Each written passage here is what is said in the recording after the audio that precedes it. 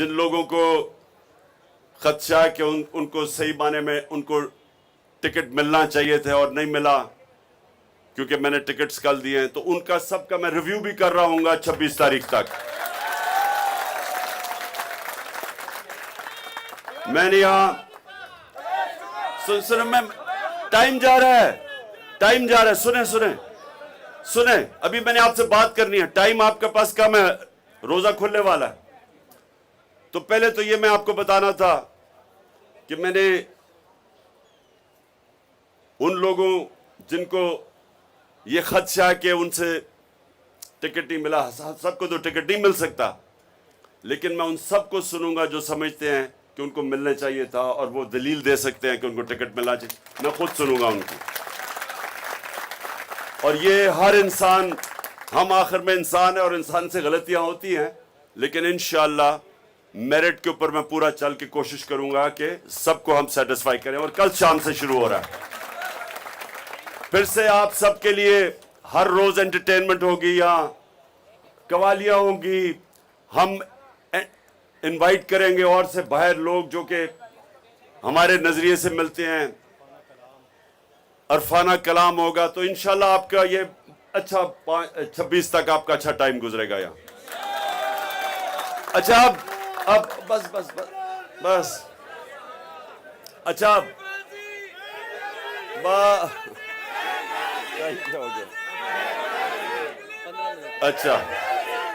अच्छा अब सुने,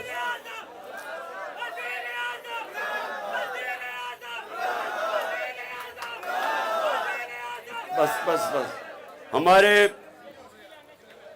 पहले अली जैदी को, अली मीन को, सोशल मीडिया के हमारे नौजवानों जिसमें अता एक है, उनको उठाया। ये सारा खौफ फैलाना चाहते हैं और फिर से सबको पता है इनके पीछे कौन है। हम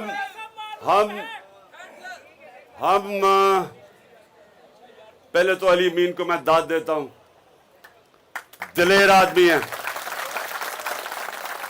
इतने सब्र से और इतनी दिलेरी से उसने जो भी कोशिश की इन्होंने उसको जलील करने की, एक दिलेर आदमी की तरह वो खड़ा रहा है, चट्टान की तरह।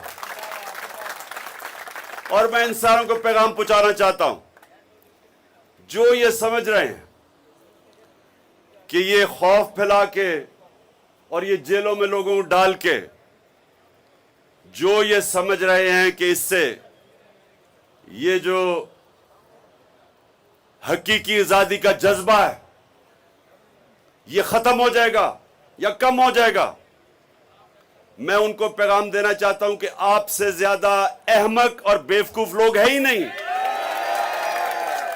कभी भी नजरिया, जब एक नजरिए का वक्त आ जाए, कभी भी इस तरह की हरकतों से वो नहीं रुकता। ईस्ट पाकिस्तान को हमने गवाया, ईस्ट पाकिस्तान में एक जमात इलेक्शन स्वीप कर गई, पाकिस्तान के सबसे साफ और शफाफ इलेक्शन हुए, वो सारा ईस्ट पाकिस्तान में इलेक्शन जीत गई अवामी लीग। और बजाय अवाम के मैंडेट को मानने के उसी जमात के ऊपर कार्रवाई शुरू कर दी, मिलिट्री ऑपरेशन शुरू कर दिए।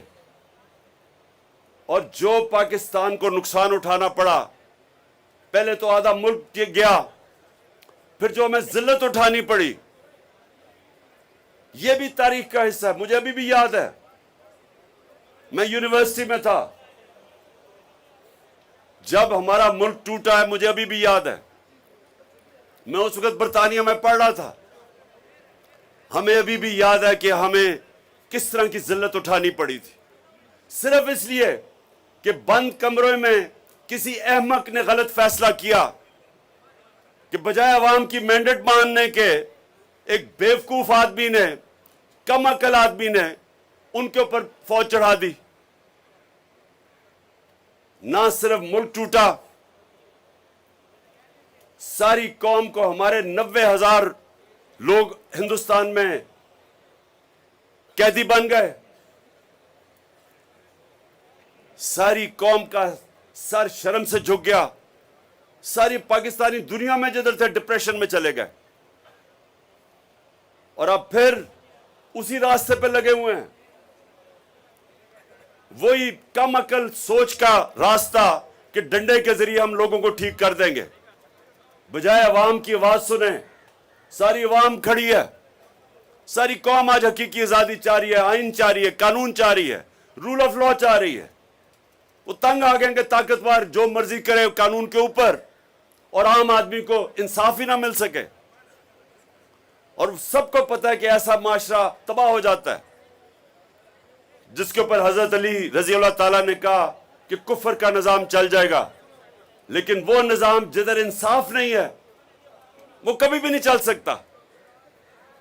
मेरे नबी सल्लल्लाहु अलैहि वसल्लम ने 1500 साल पहले कह दिया था, और आज पाकिस्तान में वो वही हालात हैं जो उन्होंने 1500 साल पहले कहा था कि अगर ताकतवर जुर्म करेगा और वो माशरा उसको नहीं पकड़ेगा, ताकतवर मुजरिम को जो माशरा नहीं पकड़ता, सजा नहीं देता, और सिर्फ छोटे और कमजोर चोरों को जेलों में डालता है, वो माशरा तबाह हो जाता है। और ये मसला है आज। सबसे बड़े बड़े जो मुजरिम हैं वो आज ऊपर बैठे हुए हैं, और उनके साथ खड़ी हो गई हमारे मुल्क की एस्टेब्लिशमेंट, और वो समझते हैं कि हम इनके साथ सर झुका दें और इनको कबूल कर लें।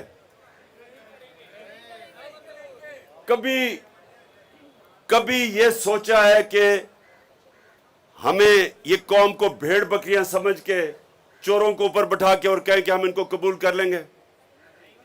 और जो कौम ये कबूल करती है वो तबाह हो जाती है, उसका कोई मुस्तकबिल नहीं है।